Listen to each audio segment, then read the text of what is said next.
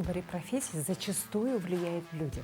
Влияют, да. Это я согласна на 100%. Все синоптики, они люди необычные. Вот мне кажется, их даже видно, всех синоптиков. Они на небо смотрят по-особенному. Вы можете определить, какая погода будет. Обычно за сутки, за полтора появляются на небе перед изменением погоды.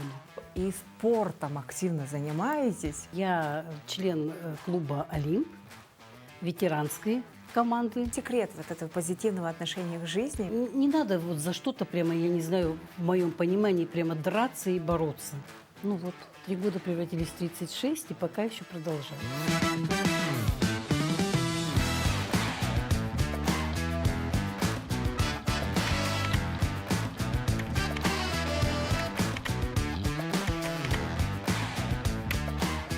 Татьяна Владимировна Маршалик родилась в Иркутске в 1987 году, окончила Иркутский госуниверситет по специальности метеорология. В том же году молодой специалист поступает на работу в Якутское УГМС синоптиком. С 2013 года возглавляет профсоюзный комитет управления. С 2018 года занимает должность начальника гидрометцентра. В 2019 становится заместителем начальника Якутского управления гидрометеорологии и мониторинга окружающей среды. В сфере гидрометеослужбы работает 36 лет. Почетный работник Гидрометслужбы России. Татьяна Владимировна, добрый день. Добрый день. Вы в гидрометслужбе работаете вот уже 30 лет. Что привлекает вас в вашей работе? Ну, не 30 лет, с хвостиком уже 36 лет в августе будет, да. Работа меня моя привлекает, знаете, с самого начала. Она необычная, она каждый день разная. То есть не бывает так, что один день похож на другой. То есть рутина. Иногда бывает, нет, зря сказала. Вот иногда бывает, когда установится, например, мороз. Вот у нас 50 и ниже температура, и у нас прогнозы немножко друг на друга похожи каждый день.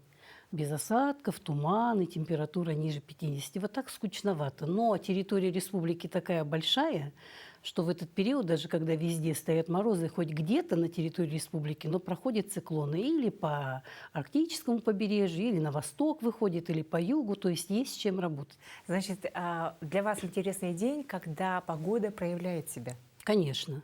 Вы знаете, самое главное, что интересно, вот когда прогноз напишешь, да, ведь потом вот это моральное удовлетворение от оправдавшегося прогноза через сутки, когда ты знаешь, что особенно если он сложный прогноз, вот ты думаешь, прогнозируешь и в конце концов получаешь такое удовлетворение, когда прогноз оправдывается.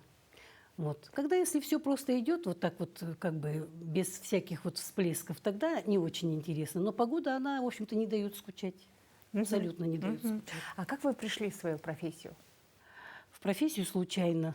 Вот совершенно случайно собиралась быть медиком, причем готовилась к этому, даже медицинские курсы закончила в мединституте Иркутском. Вот, и совершенно одна встреча изменила вообще всю мою жизнь. Как-то мы в одной компании получили, с мамой были, вот, и там женщина, знаете, она так рассказывала про облака, так рассказывала про свою работу. Я еще так удивилась и спросила у нее, а кем же вы вообще работаете? А сколько вам было тогда? А это вот я училась в 10 классе. Это сколько мне было? 16 лет. Вот. И она рассказала, что она училась в Иркутском университете, заканчивала кафедру метеорологии, она синоптик. Вот, что ей очень нравится работа, что она такая интересная, все время разная, вот как я сказала, такая необычная. И вот, знаете, у человека горели глаза. И я потом начала интересоваться, а где это в Иркутске, что это за, значит, учебное заведение, где учат. Да, действительно, географический факультет, специализация метеорология, и там вот готовят инженеров-метеорологов. Правильно говорят, да, тогда в выборе профессии зачастую влияют люди. Влияют, да. Это я согласна на 100%. Стоит встретить человека, который вот так любит свою работу. Вы знаете, я говорю, что вот и всегда я дальше теперь уже говорю, что вот все синоптики, они люди необычные. Вот мне кажется, их даже видно, всех синоптиков. Они на небо смотрят по-особенному.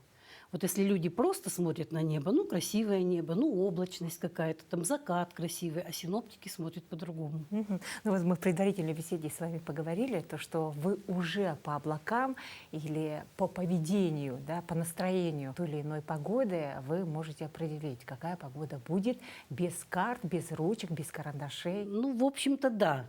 сказать, что прям совсем посмотрел на небо и прогноз написал, не имея ничего, никакой информации, это, конечно, будет неправильно. А вообще есть такая облачность, которая за сутки, за двое, появляясь на небе, она уже предупреждает о том, что будет изменение погоды. Вот есть такие перистые когтевидные облака, они прямо, вы знаете, как вот прямо раз и так как коготь, вот таким вот образом. Они обычно за сутки, за полтора появляются на небе перед изменением погоды. То есть, вот, например, стоит ясная, жаркая погода, появляясь такие облака, мы знаем, что будет приближение фронта, обязательно изменится погода. Изменение – это осадки Да. или ветер? Нет, ну, знаете, это все взаимосвязано между собой. Ветер бывает и без осадков. Вот. А осадки это, да, это приближение циклона. Сначала идут облака верхнего яруса, потом появляются облака и среднего, и нижнего яруса, теплый фронт, холодный фронт, фронт окклюзии. В общем-то, много объектов, по которым, значит, смотрим, как будет изменяться погода. Идет циклон, сначала попадаем в теплый сектор, тепло, потом подходит холодный фронт, вон за ним бывает и ветер, на фронте бывают и грозы.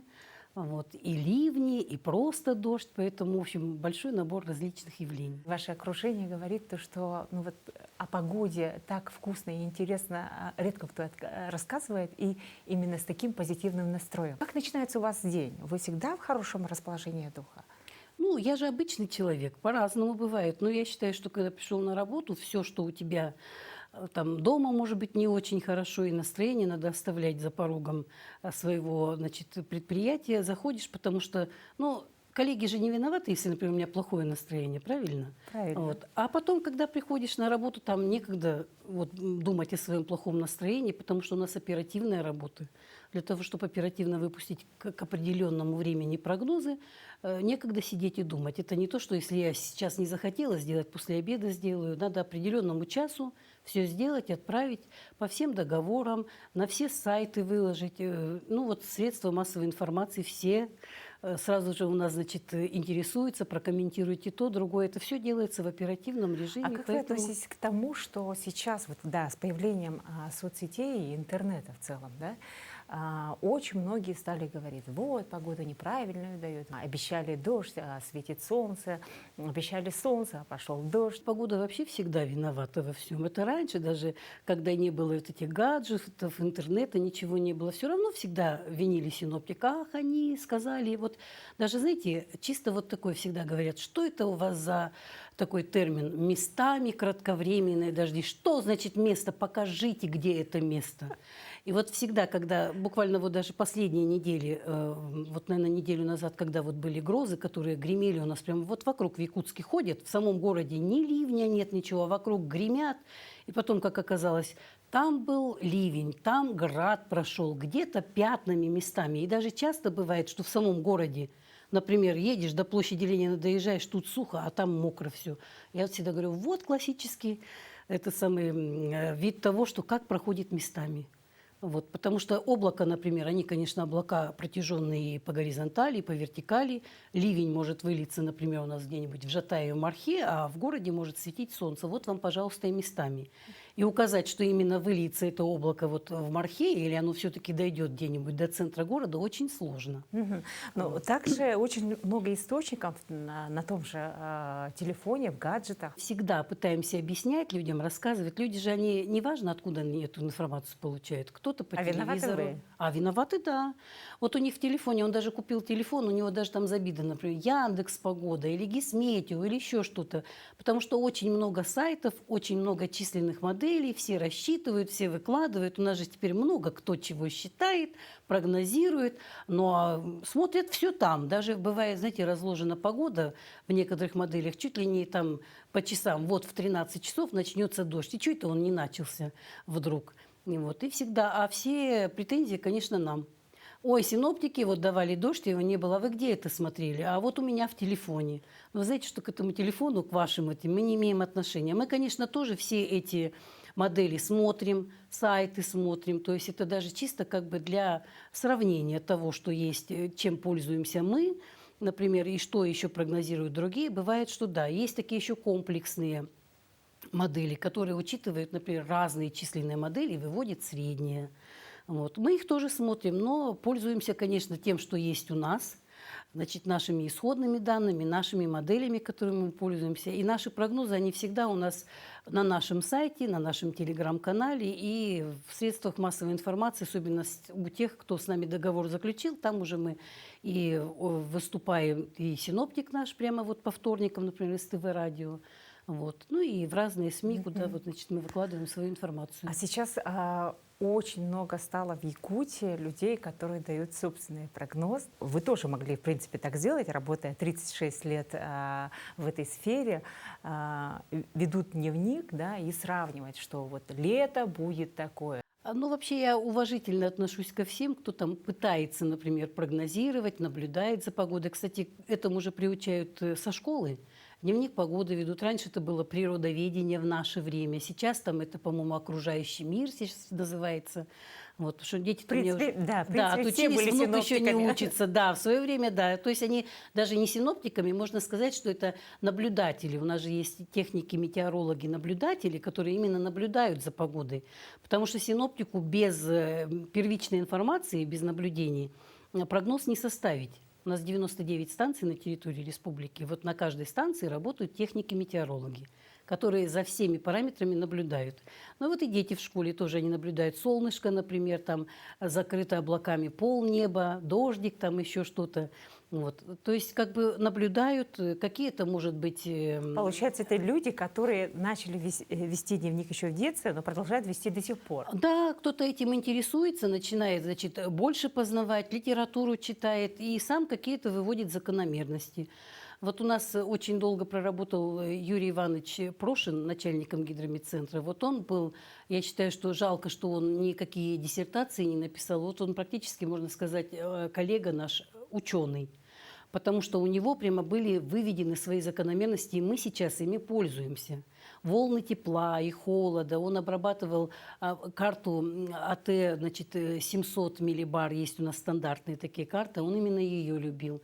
И вот он по своим вот этим, значит, закономерностям, по своим наблюдениям, все, вот он мог прямо конкретно, даже вот не выходя из кабинета, даже не смотря на небо, говорить о том, что вот тенденция будет такая или такая.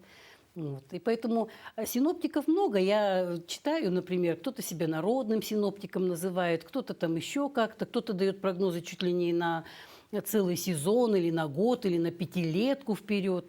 Я, конечно, никогда не берусь так это прогнозировать. Может быть, есть глобально ученые, да, смотрят по климату, например, по изменению или каким-то образом. Но погоду прогнозировать на очень длительные сроки, я считаю, что практически невозможно. Это мое мнение. Вот. Мы официально у себя в гидрометцентре, у нас вообще официально на 3 суток пишем прогнозы. И консультации на 7-10 суток. Вот. Месячные прогнозы, они у нас так консультативные. Вот, то есть как бы по ним тенденцию посмотреть, отношение к норме. То есть мы ожидаем нормальную погоду или выше, или ниже нормы. А сейчас очень много говорят об изменениях климата. Конечно, да, ваша профессия и климатологи – это совершенно разные сферы, да, но тем не менее, по вашим наблюдениям, вот у вас, я посмотрела, очень много брали комментарии и российские порталы, да, и другие издания о том, что вот Верхоянск, там в одно время была там небывалая жара, да, вот там выпали какие-то осадки. Конечно, тревожится, да, и вот такие перепады температур, они могут вызвать действительно изменение климата? Ну, климат, изменения, это смотреть надо в разрезе, знаете, даже не десятилетий, а столетий, как он меняется. Я чисто с точки зрения вот своей деятельности, у нас в гидрометцентре России каждые 30 лет пересчитывают вот нормы, про которые вы слышите же все время, там, например, выше нормы, ниже нормы температуры. Вот эти вот нормы для каждого пункта раз в 30 лет пересчитывают. То есть как бы не то, что вот, например, норма температуры, которая была, например, в прошлом веке там в середине, сейчас она уже не та норма. Она, то есть с вкладом вот этих последних, например, 30 лет, сейчас у нас уже рассчитаны нормы с 91 по 2020 год за 30 лет. И если сравнивать их с предыдущими нормами, видно, что где-то на 0, сколько-то десятых, где-то на градус норма температуры повысилась. Это про это, оказывается, пишете, да? Выше нормы, это значит берется выше разрез нормы, 30 да, лет. конкретно, да. Вот сейчас нормы, вот за этот период, что я сказала, 91-20 год, вот это вот нормы, и с ней текущую сравниваем. Вот. А у нас в основном-то по территории республики вековые станции все, 100, 200, 150 лет станциям. Вот, поэтому, да, кстати, вот самая возрастная станция, это у нас юбилейная, ей 200 лет. Вот, поэтому, считать, такие ряды наблюдений накоплены, ну вот можно сравнивать, конечно, тут и смотреть и изменения климата, и все. Ну а мы-то все-таки занимаемся не климатом, мы занимаемся погодой, прогнозом погоды. Вспомните свой первый день, когда вы приступили, и вам нужно, это же такая ответственность, это такая миссия, когда именно ваш прогноз должен услышать огромное количество людей, это практически вся республика. Я вам, знаете, сейчас скажу, наверное, все мои синоптики подтвердят, что когда человек начинает работать и в процессе деятельности, уже потом, конечно, не так, в первое время даже снятся синоптические сны. Да вы что? Да, вы знаете, мы же работаем круглосуточно, у нас работа день, ночь работаем, то есть у нас круглосуточно нет выходных в гидромедцентре, и вот тебе снится сон, что ты проспал, вовремя не подал, кольцовку не обработал, подскакиваешь прямо весь мокрый, думаешь, боже, как, сейчас все придут, а ты ночь работал и ничего не сделал. Такие сны снятся, и причем снятся всем синоптикам. Я даже ни одного синоптика не знаю, ну, те, кто какое-то время работает, там, не то, что проработал там 2-3 года и ушел. Но у нас таких почти не бывает. У нас у большинства синоптиков одна запись в трудовой книжке. То есть вот кто остался, отработал, например, больше там 3-5 лет, остаются потом и работают десятилетиями. Практически все такие, да. Кстати, пенсию хорошо нам назначать. Когда пенсию оформляем, у нас всегда не надо искать, на каких предприятиях работал. Пришел, и только единственное по должности там немножко поднимаешься. Вот, поэтому...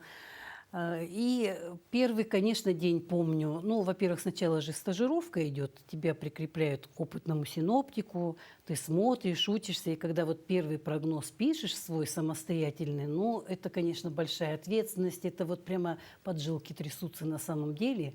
Вот. А особенно, когда, ладно, днем тут рядом еще есть, значит, специалисты, ты не один, а в ночь-то ты остаешься один. И если особенно погода неспокойная, циклон выходит, вы знаете, это прямо какой-то там даже лишний раз от карты отойти не можешь. Не то, что там пойти чай попить или еще что-то. Потому что это очень, значит, переживательно. И потом такое удовлетворение, когда прогноз оправдывается, знаете, прям как вот бальзам на душу. Как же здорово. А особенно, если ты сомневаешься в прогнозе, там даже какую градацию температуры дать. И ты конкретно вот все-таки настоял на том, что надо вот эту градацию, а не выше или не ниже, и она у тебя оправдалась. Счастье.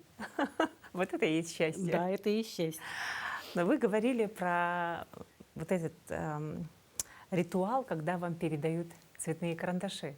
Да, да, говорила. Это вот, наверное, все синоптики. Я не знаю, как сейчас, но я думаю, что, наверное, ничего не изменилось, как сейчас готовят. Но вот как раз на 3-м курсе начинают изучать синоптическую метеорологию. И я вот всегда вспоминаю, как вот наш преподаватель синоптической метеорологии Диана Францевна Хуторянская, она вот нам сказала: сегодня запомните этот день, это самый счастливый день в вашей синоптической жизни. Вы сегодня в руки берете карандаши, резинку, и мы с вами будем рисовать карту, кольцевую карту погоды. И вот когда ты начинаешь, это называется ее не рисовать, ее поднимать. Сначала ты рисуешь изобары, чтобы определить, где циклоны, где антициклоны, а потом начинаешь поднимать карту, то есть отмечать цветными карандашами область, где рост давления, где падение, где туманы, зеленым карандашом, где осадки, чтобы глянул на карту и сразу было видно. Ну, обычно там, где циклон, там, естественно, будет зеленая область, там, где осадки, значит, где ветер, где грозы значками отмечаются. То есть вот это вот самый как бы вот первый шаг в синоптической жизни каждого, кто начинает обрабатывать кольцевую карту погоды. Но вы тот человек, который еще застал, наверное, когда в вашу жизнь, в вашу трудовую деятельность ворвались высокие технологии. Это новая аппаратура, а вы тогда начинали рисовать все вручную, да? Все прогнозы делать вручную. Да, сейчас совершенно. как прошло тогда знакомство с компьютерами и как все это делается сейчас?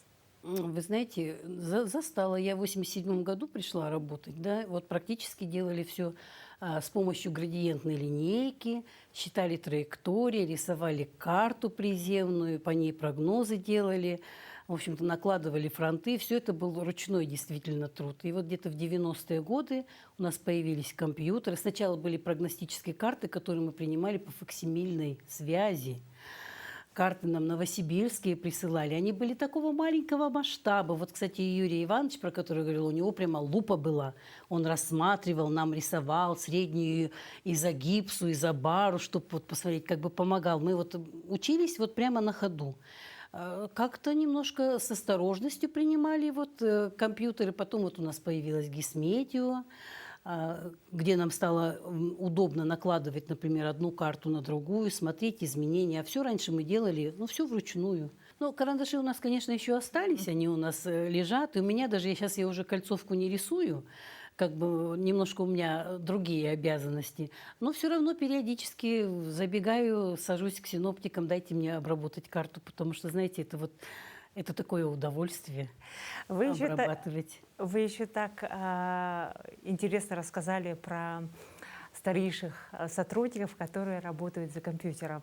И как можно их определить? Да, такое и есть. То есть вот у молодых сейчас уже такого нет. Вот молодые синоптики приходят, они, в общем-то, они не работали так, как работали мы раньше. А вот люди со стажем, да, вот сидит один в комнате, да, в кабинете, перед ним компьютер, значит, поля барические, все, вот он рисует фронты, что-то смещает и все время разговаривает. Все время разговаривает, и кто люди к этому не причастны, думают, что это такое, сам себе разговаривает. Но действительно, вот можно опытного синоптика определить так, что вот он разговаривает с фронтами, смещает сам себе. Это делается для того, чтобы когда проговариваешь что-то вслух, оно хорошо в голове укладывается. Вот. Потому что даже, вы знаете, еще как синоптика определить, он когда начинает рассказывать про погоду, вот, например, я тоже начинаю рассказывать про погоду, у меня перед глазами карта. Карта Якутии, расположение всех объектов барических, как они смещаются, все, оно вот как картинка отпечатывается все. И ты вот можешь, иногда вот я рассказываю, мне говорят, такое ощущение, что ты куда-то смотришь и что-то перед собой видишь. Я говорю, да, там ничего нет, но я перед собой вижу, у меня перед собой картинка. Вот практически у всех синоптиков так. Ну и потом хочу сказать, у нас такой коллектив хороший. У нас такие синоптики замечательные вообще. Мне кажется, одни из лучших. Хотя, наверное, мы, когда приезжаем на курсы повышения квалификации, там встречаются синоптики с разных управлений, все похожи друг на друга. Понимаете, начинают говорить про погоду, и все, их не остановить. Общая тема. Общая тема, да. И все вот влюблены в свою работу, потому что случайных людей не бывает. Вне зависимости от всего, там, условий труда, заработной платы, еще чего-то. Вот если уже человек выбрал себе эту работу, он потом с ней расстаться не может. Работа очень интересная. Я прям чувствую, как вы любите свою работу, но тем не менее, кроме работы, что есть в вашей жизни? Ну, семья. Семья, конечно, это самое главное в жизни. Как мне вот моя сестра, кстати, да, которая работает в Иркутской области на железной дороге, да, она мне всегда говорит, ты знаешь, у меня зарплата больше, чем у тебя, но я тебе всегда завидую, ты любишь свою работу. А я хожу на свою работу для того, чтобы зарабатывать деньги. Вот. Но хотелось бы, чтобы это совпадало, чтобы ты и любимой работой занимался, и достойно тебе твой труд оплачивали. Вот. Семья, у меня 2 детей, у меня есть замечательный человек, мой самый главный в жизни, это мой внук, 6 лет, у меня Дениска внук. И, как ни странно, я всегда раньше думала, что всегда говорят, ой, внуков любят больше, чем детей. Ну, это даже сравнивать нельзя. Это не то, что больше или меньше, это просто разные. Любовь к детям и любовь к внукам. Это совершенно разные вещи, потому что детей же ты воспитываешь, они растут, у тебя все. Вот. А внуки это счастье. Это вот их воспитывают же родители, а ты наслаждаешься вот этим человечком. Конечно. Любовью, теплом. Любовью, теплом и все, что можешь привнести, естественно, хорошего, позитивного. Ну и побаловать. Кто еще будет внуков баловать? Родители же воспитывают. А дети не переняли, не продолжили ваш путь? Нет. Нет, дети совершенно, у них другая сфера деятельности. И знаете, как всегда, у нас подшучивают дома и муж мой, и дети всегда говорят: ну что твои колумбусы, это кумулонимбусы, у нас есть такие облака, они так называются, кучевые облака дождевые. Вот колумбусы, колумбусы, всяко разно вот их называют, эти наши облака. Нет, нет, они не пошли по нашим стопам, то есть синоптиков у нас в семье больше нет. Ну, может быть, дальше кто-то будет.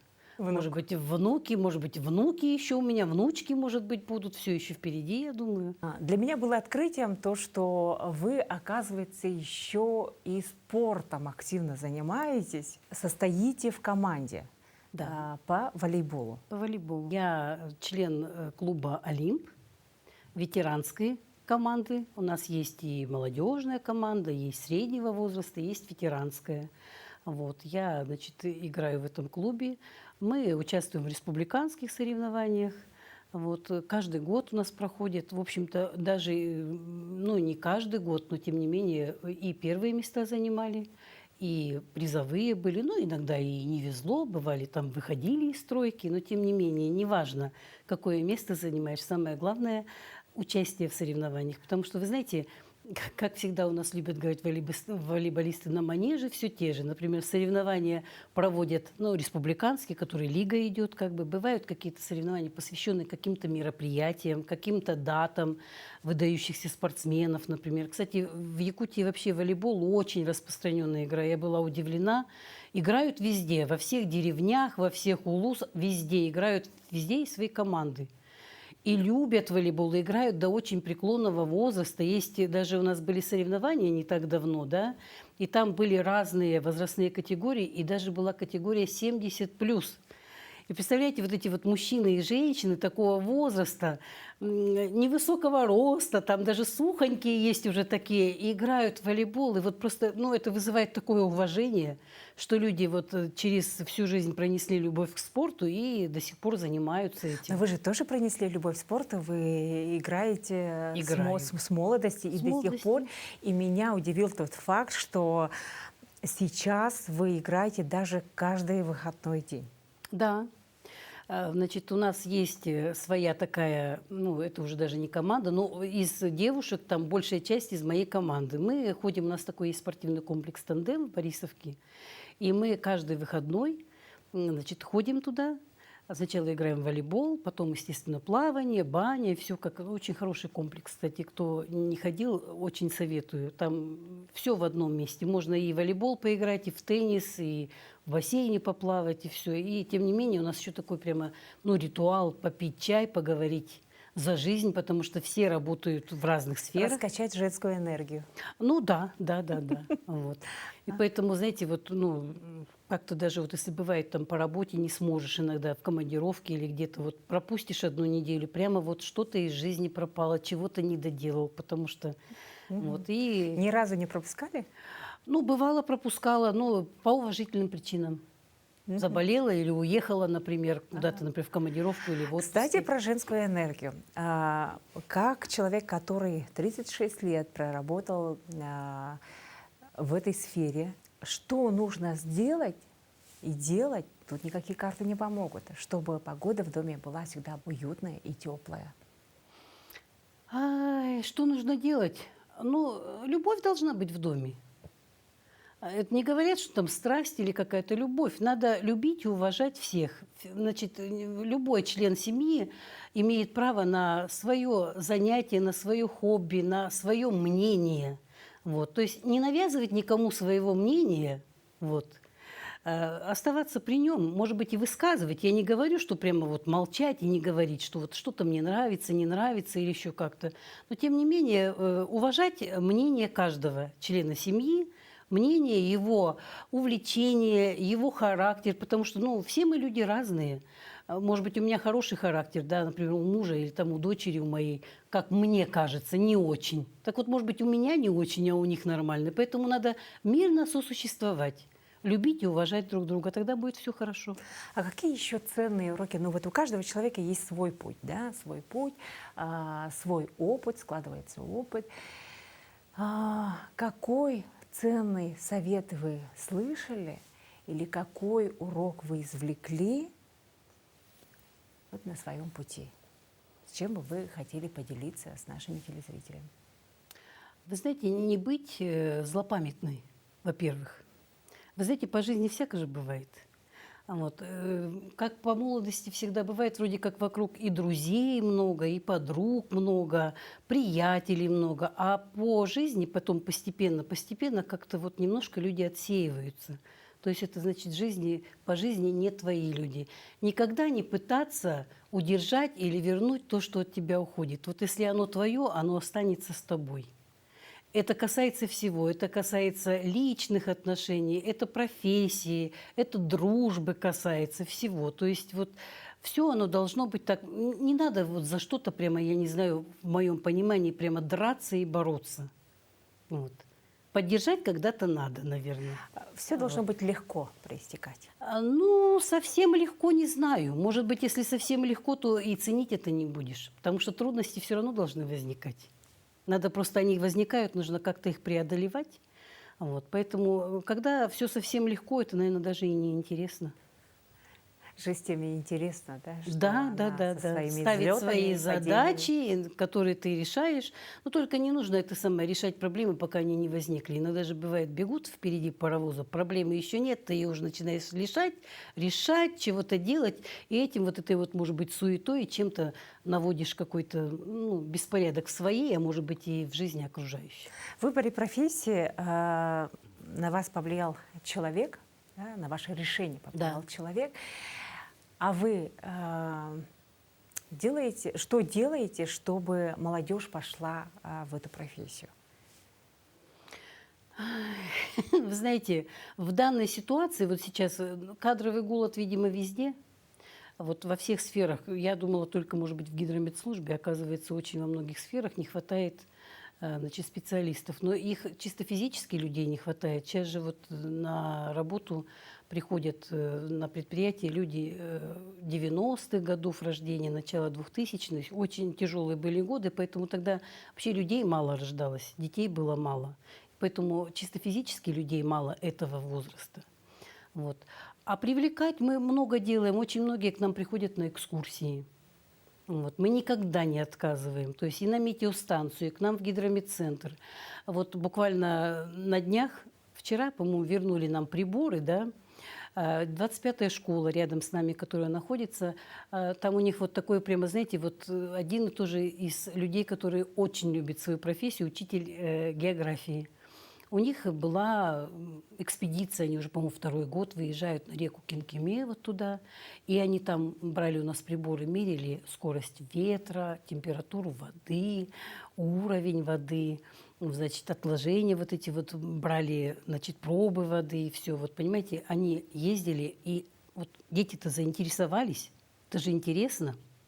Они вот брали какие-то у нас приборы, вернули, вот она пришла, говорит, так хорошо съездили, так здорово, правда, комары нас съели. Я говорю, ну что сделаешь, Якутия у нас без комаров не бывает, комары у нас знатные. Но тем не менее вы очень любите Якутию. Люблю. Я, наверное, если бы не любила, я бы уже уехала. Но я Якутию, я очень работу свою люблю.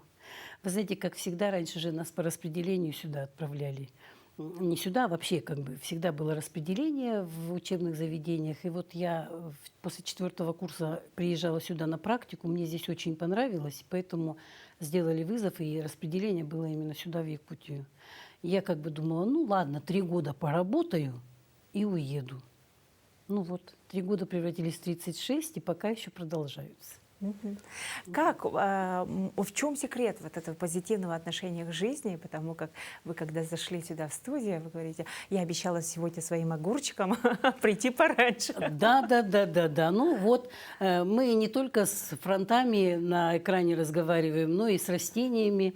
Ну, я немножко как бы огородничеством занимаюсь, у меня небольшой огород. И вот заглянула утром в теплицу, действительно, огурцы заросли. Вот несколько дней некогда было на самом деле. Сегодня я им торжественно обещала с работы не задерживаться. Приду и буду наводить стрижку, потому что все эти пасынки надо убрать, иначе я останусь без огурцов. Вот. Ну, а с другой стороны, ну, сколько вырастет, столько вырастет. Поэтому ко всему нужно философски относиться. То есть не делать ни из чего, как сказать, ну это ж не самое главное, вот, это же не беда, это не горе, ну, вырастет мало огурцов или еще что-то такое. Ну, как-то вот позитив надо, потому что в жизни и так всего много такого хмурого и не очень приятного, поэтому если еще и на все вещи смотреть, знаете, с такой точки пессимистической, то тогда и вообще жить будет неинтересно. Мгм. Татьяна Владимировна, приятно было познакомиться с вами. Мы сейчас увидели, что какие люди делают нам погоду. И очень приятно, что эти люди позитивные, влюбленные в жизнь, влюбленные во все то, что окружает нас. Хотелось бы, конечно, чтобы молодежь приходила.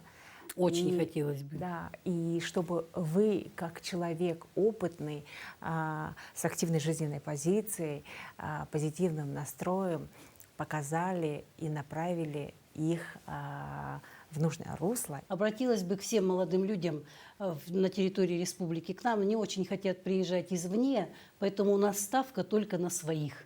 Поэтому мы всех вас ждем в наших учебных заведениях, где можно учиться. Это Иркутск, Владивосток, можно учиться в Новосибирске. Поэтому учитесь, приезжайте, мы вас всех очень-очень ждем. Будете нашими коллегами. Здорово. Спасибо большое, Татьяна Владимировна, за столь интересную беседу, за ваше настроение, за ваш позитив. Вы прям всех тут... Да, мне тоже было очень приятно с Спасибо. вами пообщаться. Спасибо. Всего доброго.